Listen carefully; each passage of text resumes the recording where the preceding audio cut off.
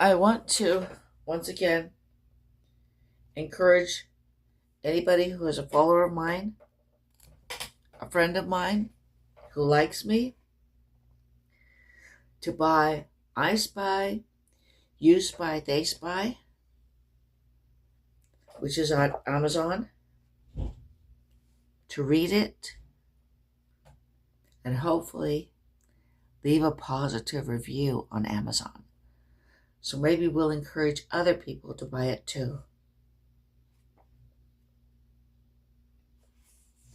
From the introduction, espionage has long held an aura of glamour, intrigue, and sensuality.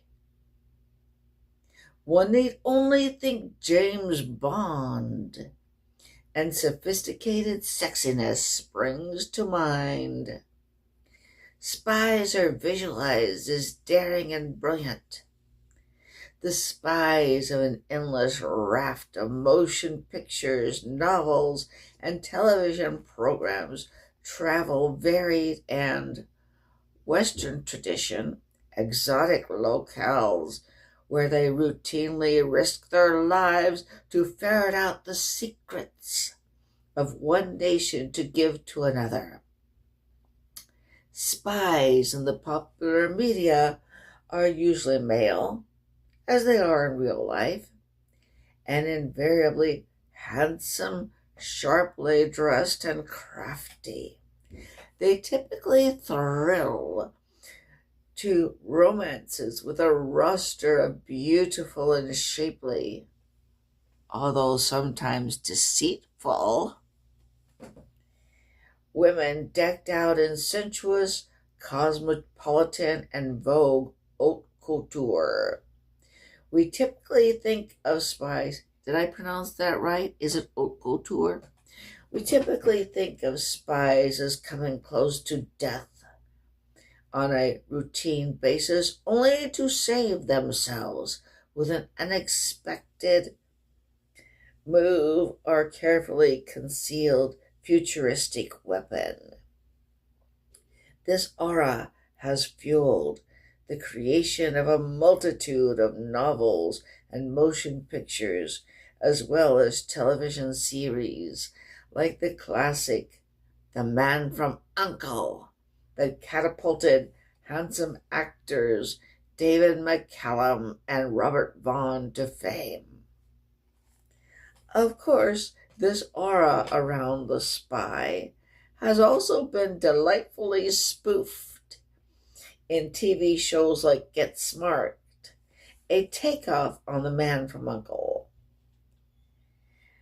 Another wicked lampooning of the mythology around espionage took place on the Beverly Hillbillies, when handsome but dim-witted Jethro Bodine happily decided he was going to be a double-knot spy.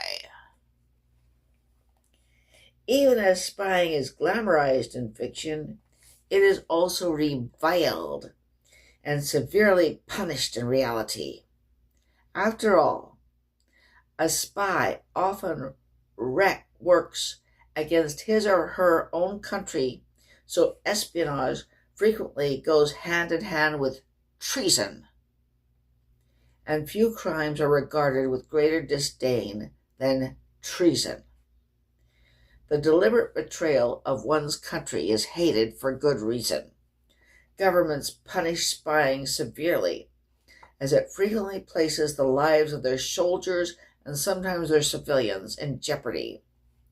Spies who are also traitors may be imprisoned for life or even executed.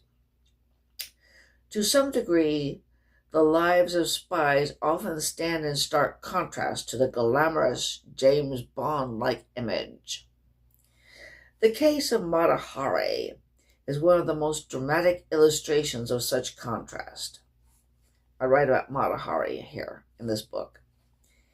Like the fictitious James Bond, the real-life Mata Hari possesses an aura of spycraft allure, When this writer was a 12-year-old girl in junior high school, I said a few things that caused my bemused English teacher to comment, "You might be a real Matahari someday."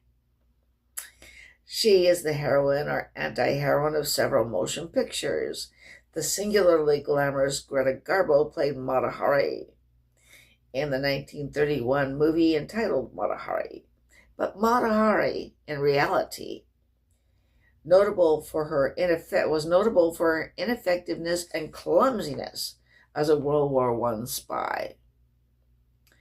She admitted she'd spied for France and against Germany, but discovered nothing of any real value. And she was executed by France for the crime of counterespionage, and she may have been quite innocent of the charge for which she was executed.